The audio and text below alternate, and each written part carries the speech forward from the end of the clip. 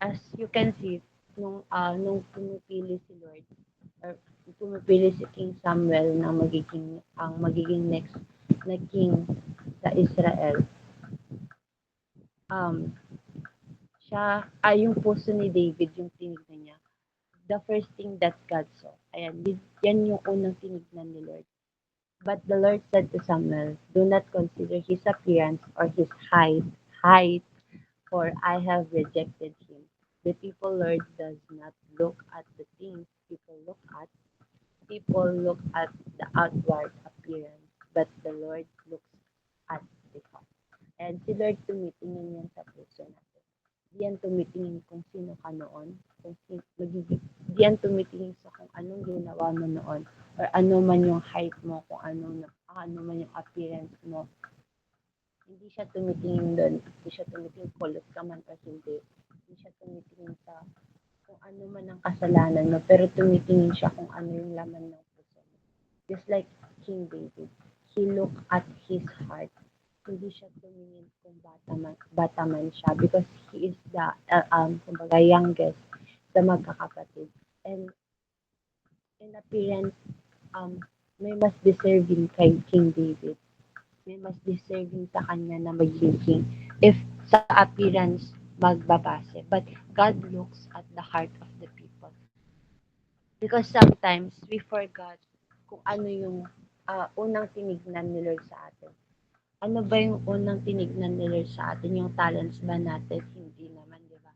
Yung kung sino ba tayo noon, hindi naman. Because kung mag-base si Lord sa kung sino man tayo noon, legwak na tayo. But God looks our heart. Ano ba yung puso ni Milty? Ano ba yung puso ni Reyna? Same ba sa pagtibok ng puso ni Lord? Ano ba yung linalaman ng puso ni Milty? Ano ba yung linalaman ng puso ni Richie? Ni Nanay Ann? Ni Ate Dana? Because yun yung tinignan ni Lord noong pinili ka niya. He don't consider your appearance. Hindi niya tinignan kung ano man yung magagawa mo or ano man yung ginawa mo noon. Because, and next, sabi niya dito, because you are not who you think you are. Ayan, because sometimes sa atin as a Christian, we are bombarded of many thoughts and naniniwala tayo sa thoughts na yun. We are so we have so filled with thoughts, with our own thoughts, and naniniwala tayo na yun tayo. But we are not that. Hindi tayo yung thoughts natin. But we are what God think about us.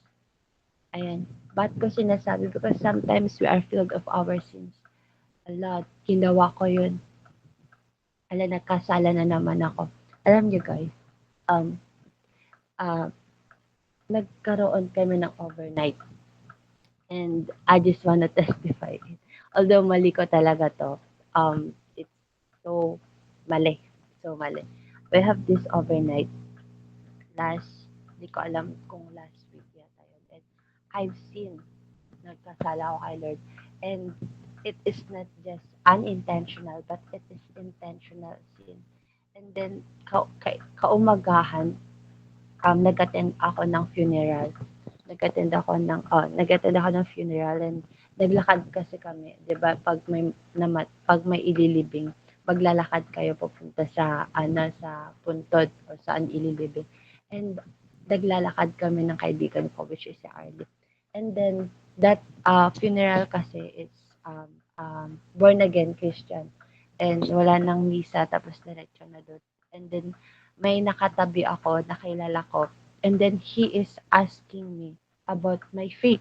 Tapos, alam mo yun, nagkasala ka kagabihan. And then meron ka pa, alam mo, ramdam mo pa yung kasalanan mo kinaumaga. Kasi suka ako ng suka that time. And he's asking me about my faith. And nag, alam mo yun, nagtotalk kami about my faith, kung paano ko nakilala si Lord, kung paano ako naging ganoon ka faithful kay Lord, kung gaano ako nag-serve kay Lord. Alam mo yun, nagkwentuhan kami not knowingly nagkasala ako kagabi. And that, yun yung, kumbaga, um, natutunan ko na, um, God can use you even though you are sinful, or God can use you despite the sin that you have made, and you are not who you think you are. Hindi ka hindi ka hindi ka kumbaga, you are not your sin. You are not what you thought about yourself. Because minsan we are so bombarded with, or we are so filled with our insecurities. 'Di ba? Lahat tayo may insecurities. Lahat tayo may pinagdadaanan. Lahat tayo may kumbaga, may flaws. But it is not you, because 'di ba? You are created by God. You are created by His image and likeness. Hindi ikaw yung kung ano man yung ginawa mo 1 minute ago, hindi ikaw yung ginawa mo 1 hour ago, pero you are created by God, and you are a new creation. And 'di ba sabi ko kanina that um it's unending grace. Sabi ng Bible, God given us unending grace, and that unending grace is qualified, and kumbaga nag-work siya hanggang ngayon, hindi lang noon, ngayon, pero magpakailanman pa. Ayan, so ano ba, paano ka ba tignan ni Lord? 'Di ba? Hindi, kumbaga kasi we are seeing ourselves on how we see ourselves, pero we should see ourselves kung paano tayo tignan ni Lord. If you read the Bible, God will describe you as a precious, you are precious than gold. You are His ambassador. You are healed. You are forgiven. And sometimes, alam niyo yun, sometimes we forgot all of those things. We forgot who we are. And yun nga, di ba, that it's so important to know our identity. And ayan nga na, ayan. So, I wanted you to be remembered na, nung una, God picked you, or God chose you because of your heart. Not because of who you are, not because of your sin, but because of your heart. Ayan. Guys, madali lang to, promise. Ayan. Next is a heart. Ano ba yung heart na gusto ni Lord? Ayan. Yung heart na after sa heart ni Lord. Because we all know that no, nandito si Lord, He serves, right? Mag-serve si Lord. Amen. React naman kayo dyan, guys. Di ba nag-serve si Lord? Oo, hindi. Di ba nag-serve si Lord? Ayan. So, God wanted us to have a heart that is willing to serve. Ano ba yung serve na sinasabi natin sa loob lang ng church? Sa loob lang ba ng church yan? Sa loob lang ba ng church yan? Hindi. Ang pagsiserve is anywhere. Ang pagsiserve kay Lord is within our family, within our community, at kung saan man tayo. Ang pagsiserve kay Lord ay wala yan sa kung meron ka man sa church or wala. Ang pagsiserve kay Lord ay yung pagtugon kung ano man yung gusto niyang gawin para sa atin. And that's what I've learned when I entered WTJR. Noon, all I thought is serving is inside the church. Yung maghugas ka ng pinggan inside the church. Yung maging part ka ng music team inside the church. Maging part ka ng youth ministry inside the church. Maging part ka ng kids ministry inside the church. Pero ang alam mo yun na, ang alam ko noon na kung marami kang ministry, good servant ka na ni Lord. Kung marami kang kung marami kang hawak na ministry, kung marami kang ginagawa inside the church, good servant ka na ni Lord. Hindi pala. Ang good servant pala ni Lord is yung willing mag-serve sa Kanya despite of everything na meron siya. Yung good heart pala ni Lord, ay yung willing na pag-serve pala kay Lord is yung pagsunod kung ano man yung sinasabi niya sa'yo. Serving to God, serving God is serving your family. Serving God is serving your pastor.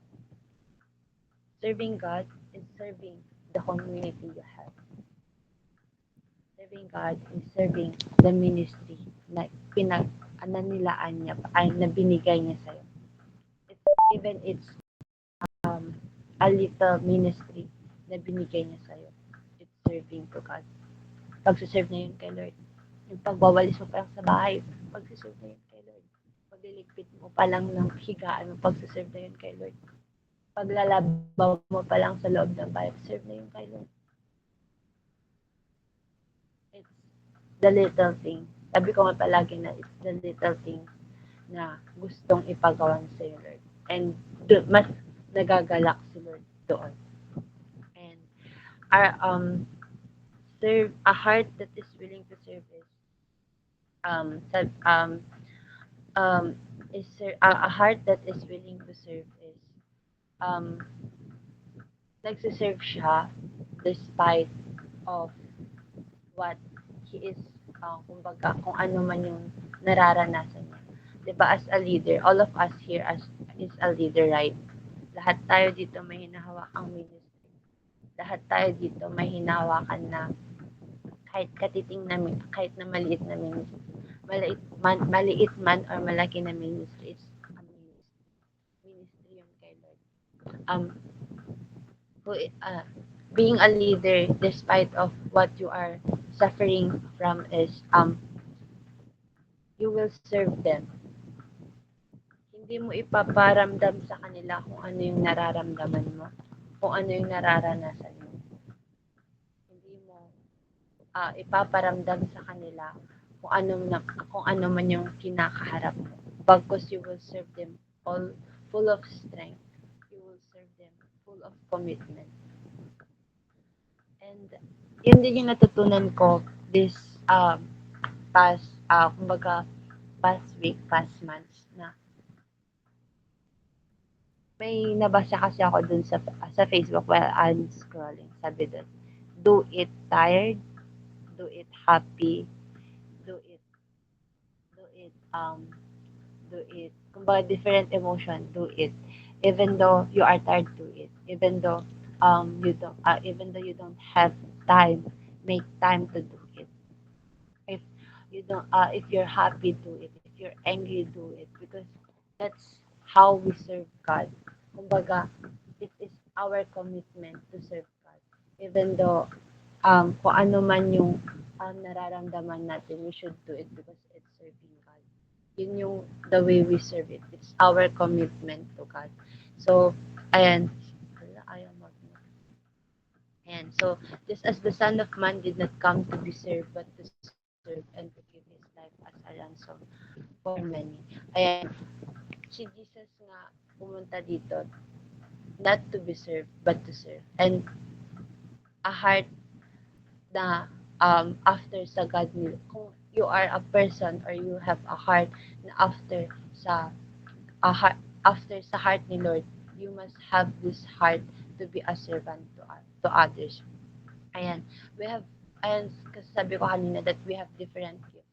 And that gift is, the purpose of that gifts is to serve other people.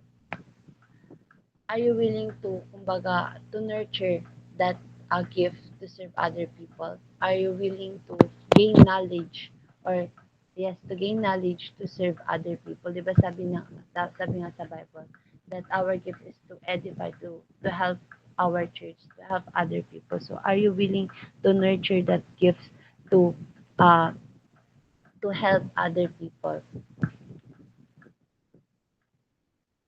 Because it's part of serving. Are you willing to sacrifice? And are you willing to sacrifice to serve others? And di ba sabi nga sa Bible, we must not think about ourselves anymore, but we must think, we must think we must think others. This, we must, dapat isipin na natin yung kapakanan ng ibang tao, hindi na yung sarili natin. And that's serving. Pagsiserve yun. Are you willing to sacrifice your time for others? Are you willing to sacrifice some food for others? Are you willing to sacrifice your talents? Kumbaga, are you willing to sacrifice na i-share yung talents mo sa ibang tao? Are you willing to serve others? Because you are not serving yourself anymore, but you're serving others. Because sabi nga sa Bible, kung anong ginagawa mo sa ibang tao, yun din yung ginagawa mo kay Lord. If you are serving people, you are serving God too. If you're loving people, you're loving God too. If you're hating people, you're hating God too. Because yun, di ba, yun yung sinasabi ng Bible that it is a sign of being a disciple that kung na um, pag binahal mo yung kapwa mo. And it's serving too. It's kind of serving too. Pagsaserve din kay Lord yun.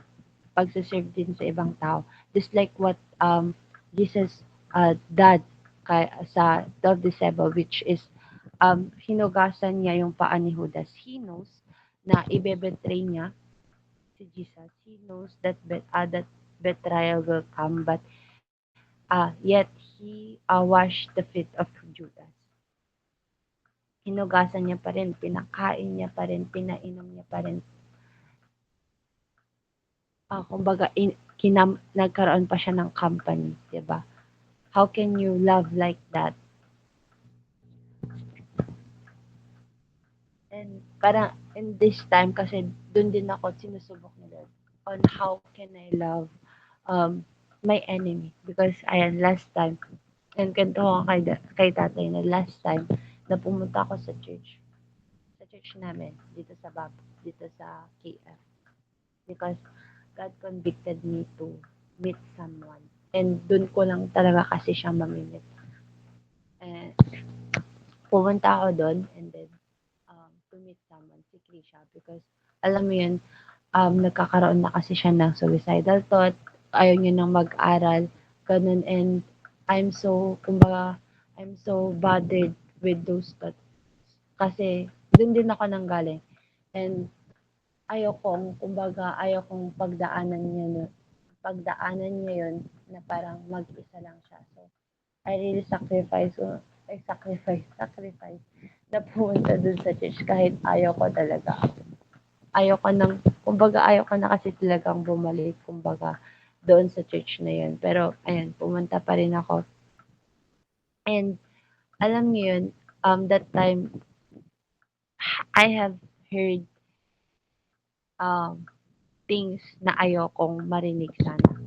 And, alam niyo, pagpasok ko pa lang sa church, um, na, na nakasalubong ko yung isang elder namin. And sabi niya sa akin, nakariing ka? Sabi niya. In Tagalog, um, buti nagising ka na. Parang ganun. Oh, buti nagising ka na. Sabi ko naman doon sa elder na yun is, lagi naman po akong gising. Sabi ko. And, parang idiomatically, parang sabi nila na, buti nagising ka na na bumalik ka sa church, buti nagising ka na na mag-rise up ulit sa faith, parang gano'n. And sabi ko naman, lagi po akong gising. And at the last of that service, I've heard one of the elders saying that bakit daw ako naliligaw sa church na yun, bakit daw nandun daw yung naliligaw, ganun. And ayun nga na serving God is simply loving them. Bakit ka magsasabi na gano'n if mahal mo sila? And that perks na gano'n yung sinabi nila, paano ko sila mamahalin? And it's kind of serving others din, na kung paano mo sila mahalin despite of the words that they've done or they've said to you, uh, despite of the action na ginawa nila sa'yo, paano mo sila mamahalin. So sabi nga sa Bible, love your enemy. and wala tayong takas, dapat natin sila mahalin. So, next is a heart that is willing to obey. Ayan, just like King David, he obeyed everything God said. God commanded him to do. Ayan, 'di ba? If um always nagpa-pop up sa akin na the word na obedience. Hindi ko I know why kasi it's parang I struggled a lot obeying him because honestly hindi ko pa naso-surrender yung iba. Hindi ko pa na nabibigay sa kanya lahat. Ayan, especially when it comes to my studies and I overthink a lot. Parang alam niyo yun, parang naging buhay ko na yung study ko. But I'm working on it na ibigay kay Lord yung studies ko. Well, every one of us has a flaw, sabi ko nga. And so, how many of you are willing to obey God? Even it's so hard. Even if it's so, kumbaga, it's so impossible to do. Because every one of us given us vision. And, di ba si Lord nagbigay sa atin ng mga vision. In ministry na hinahawakan natin. God given us a vision. Kung ano yung goal, kung ano yung magiging kapalaran ng ministry natin. And how many of you are willing to obey that thing? How many of you are willing to sacrifice to obey that thing? Parang ang big word kasi ng obedience, 'di ba? And parang sabi nga sa Bible, if you love me, obey my command. And your obedience, kumbaga, na nawe-weigh niya kung gaano mo talaga kamahal si Lord. And is your heart willing to obey? Just like David na ginawa niya lahat. He obeyed. He is, na-anoint siya, sabi nga ni Ate Dana last time that he is anointed in the age of, in age, yet 30 plus na siya nung na-appoint siya. Anointed na siya that time, but he obeyed. He served as a, kumbaga, tumutugtog siya kay Saul. Nag-serve siya kay Saul. Nag, tinalo niya si Goliath. Nag-serve pa rin siya as a shepherd. And he've done that, all of that things pa rin. A heart that is willing to obey.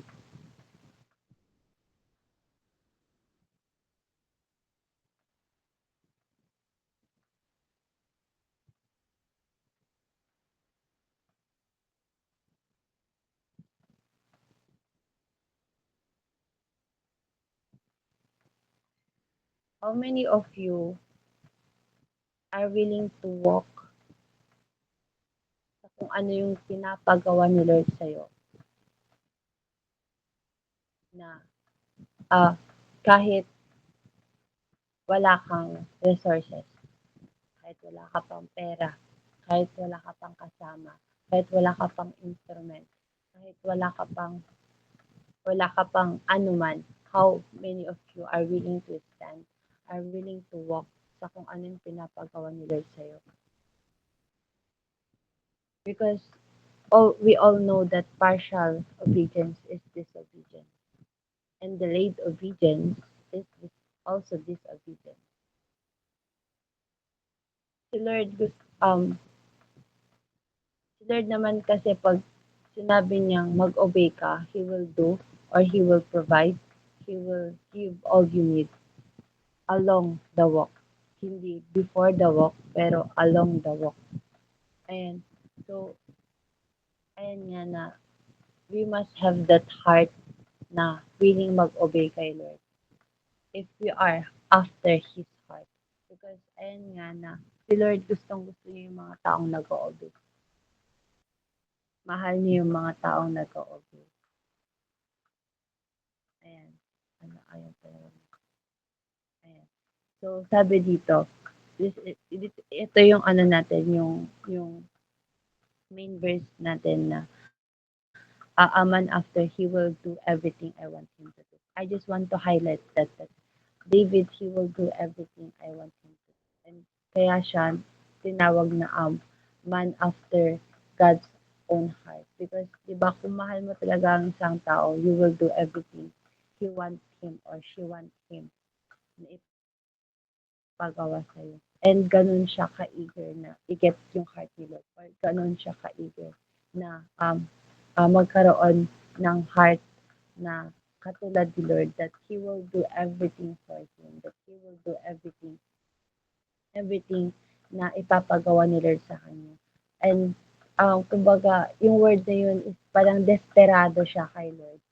And it's so, kumbaga, hindi kaaya-ayang Lord, pero that's the exactly word that I can say that He is desperate. Desperado siya sa presensya ni Lord, desperado siya sa puso na meron si Lord, desperado siya sa puso ni Lord. And so to love like how Jesus loved. And if you have a heart after his own heart, you must love like how Jesus loved. And um paano ba nagmahal si Lord noon? Si Lord noon because of the compassion na naramdaman niya sa mga tao, he healed them. Because of the compassion na na naramdaman niya dahil sa mga tao, pinakain niya yung mga tao. Hindi niya lang hinil yung mga tao, but pinakain niya, pinainom niya, tinuruan niya. And are you going to love like, are you going to do that? Kung paano nagmahal si Lord noon. Because di ba lagi natin sinasabi that imitate God. We need to imitate Him. Kung paano siya naglakad noon, kung paano siya namuhay noon, kung ano yung characters niya noon.